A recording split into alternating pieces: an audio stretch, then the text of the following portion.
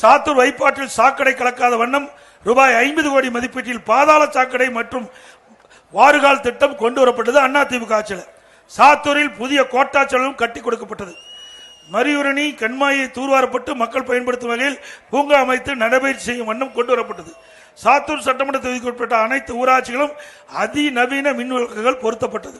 தொகுதியின் சார்பாக கொடுத்திருக்கிறீங்க. சாத்தூர் சட்டமன்ற தொகுதி மக்கள் நீண்ட நாள் கோரிக்கையான இருக்கன்குடி அணை, வெம்பக்கோட்டை அணை தூர்வார வேண்டும் கேட்டிருக்கீங்க. அதிமுக ஆட்சி முடிந்தவுடன் தூர்வாரப்படும். சாத்தூர் வைப்பாற்று கரையில் உள்ள பழைய பூங்காவை புதுப்பித்து மக்கள் பயன்பெறும் வகையில் நவீன பூங்காவை ஆக்க மாற்றப்பட வேண்டும் கோரிக்கை வச்சிருக்கேன். அதுவும் நிறைவேற்றப்படும்.